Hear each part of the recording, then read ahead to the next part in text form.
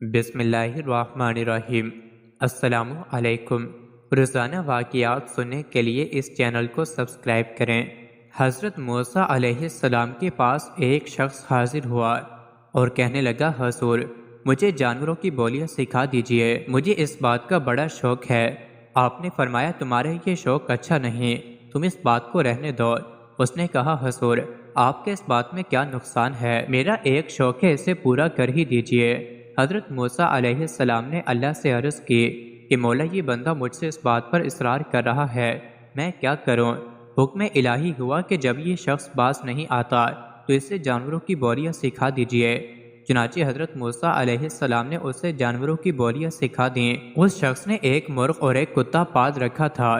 ایک دن کھانا کھانے کے بعد اس کی خادمہ نے جب دسترخوان جھاڑا تو روٹی کا ایک ٹکڑا گرا تو کتا اور مرغ دونوں اس کی طرف لپکے اور وہ روٹی کا ٹکڑا اس مرغ نے اٹھا لیا۔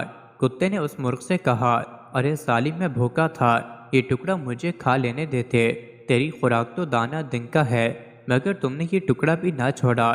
مرغ بولا، گھبراؤ نہیں، کل ہمارے مالک کا یہ بیل مر جائے گا، تم کل جتنا چاہو گے اس کا گوشت کھا لینا۔ اس شخص نے ان کی یہ گفتگو سن لی تو بیل کو فوراً بیچ ڈالا۔ وہ بیل دوسرے دن اس آدمی کے پاس جا کر مر گیا۔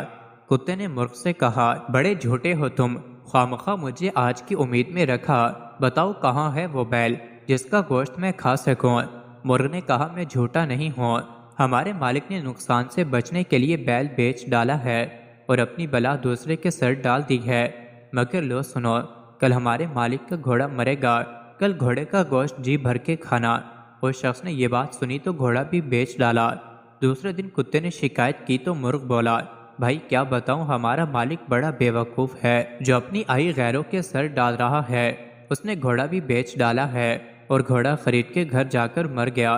اسی گھر میں مرتے تو ہمارے مالک کی جان کا فدیہ بن جاتے، مگر اس نے ان کو بیچ کر اپنی جان پر آفت مول لی ہے۔ لو سنو اور یقین کرو، کل ہمارا مالک خود ہی مر جائے گا اور اس کے مرنے پر جو کھانے دانے پکیں گے اس میں سے بہت کچھ تمہیں بھی ملے گا۔ اس شخص نے جب یہ بات سنی تو اس کے ہوش اڑ گئے کہ اب میں کیا کروں؟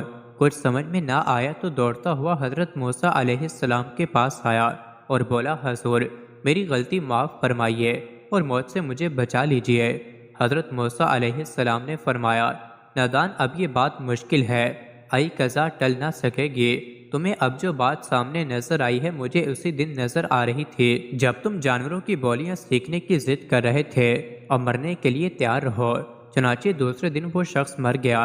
سبق، مال و دولت پہ اگر کسی قسم کی آفت آ جائے تو انسان کو صبر کرنا چاہیے اور غم اور شکوہ نہ کرنا چاہیے، بلکہ اپنی جان کا فدیہ سمجھ کر اللہ کا شکر ہی ادا کرنا چاہیے اور یہ سمجھنا چاہیے کہ جو ہوا بہتر ہوا۔